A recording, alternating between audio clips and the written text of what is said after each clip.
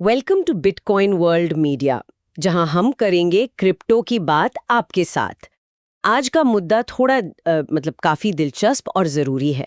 हमारा आज का डीप डाइव उन इंडियन फ्रीलांसर्स और आईटी या कंसल्टिंग प्रोफेशनल्स के बारे में है जो ओवरसीज क्लाइंट्स के लिए काम करते हैं। हाँ, और इनकी पेमेंट न ज्यादातर डिजिटल करेंसी में आती है। सही कहा। और लोग क्या सोचते हैं कि पेमेंट किसी विदेशी डिजिटल वॉलेट यानी फॉरेन वॉलेट में आई तो आखिर किसी को क्या ही पता चलेगा। पर अचानक इनकम टैक्स डिपार्टमेंट का एक लंबा चौड़ा नोटिस उनके स्क्रीन पर फ्लैश होता है। ये जो अचानक आने वाले नोटिसेस है ना, ये आजकल बहुत आम हो गए हैं। वही तो आज हम इन्हीं टैक्स रिपोर्ट्स और नए गवर्नमेंट गाइडलाइंस का गहरा विश्लेषण कर रहे हैं। हमारा मेन मिशन ये समझना है कि आखिर आईटी डिपार्टमेंट इस डिजिटल मेज के अंदर, इस भूल भुलैया में देख कैसे पा रहा है। क्योंकि देखिए, जैसे अगर कोई आम नौकरी से आमदनी होती है तो उस पर टैक्स देना होता है। बिल्कुल, वहां तो टीडीएस पहले ही कट जाता है। ठीक वैसे ही इन डिजिटल और विदेशी कमाई के लिए भी नियम है, भले ही पैसा किसी भी देश से आए। तो ये दिक्कत आखिर आ कहाँ रही है? देखिए, दिक्कत वहां शुरू होती है जब लोग इस आमदनी को ना उन विदेशी डिजिटल वॉलेट्स में छुपाकर रखने लगते हैं।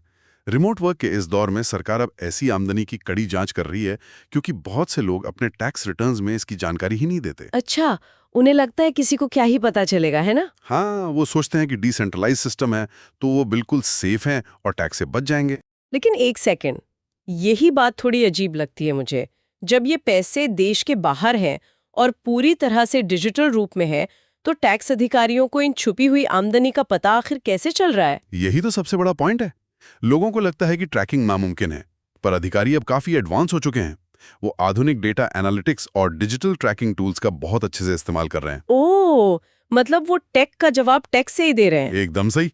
नियम के अनुसार भारत में रहने वालों को अपनी सभी ग्लोबल आमदनी पर, जिसमें ये डिजिटल एसेट्स भी शामिल हैं, उन पर 30% टैक्स और 1% टीडीएस देना ही होता है। 30%? ये तो काफी बड़ा टैक्स ब्रैकेट है। हाँ, और इसमें सबसे बड़ा रिस्क क्या पता है?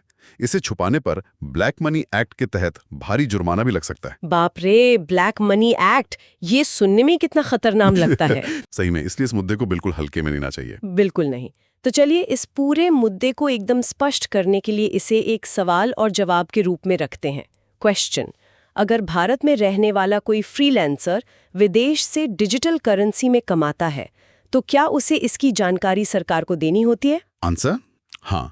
हर भारतीय नागरिक के लिए अपनी दुनिया भर की आमदनी बताना जरूरी है। इस कमाई पर 30% टैक्स और 1% टीडीएस लगता है, और जानकारी न देने पर कड़े कानून के तहत भारी जुर्माना हो सकता है। तो नियम यहाँ पर बिल्कुल साफ है। अब इस डीप डाइव को हम यहीं रोकते हैं। जाने से पहले सभी के विचार के लिए एक सवाल छोड़ते हैं। सोचिए, जैसे जैसे दुनिया भर में रिमोट वर्क और ऐसी डिजिटल आमदनी आम होती जाएगी, क्या आने वाले वक्त में टैक्स के नियम और भी सख्त और आधुनिक हो जाएंगे, ताकि सब पर नजर रखी जा सके? ये आगे चलकर काफी सोचने वाली बात होगी। डेली न्यूज़ की जानकारी के लिए हमारे चैनल को सब्सक्राइब कर लें। जल्द ही मिलते हैं एक नए टॉपिक के साथ। धन्यवाद।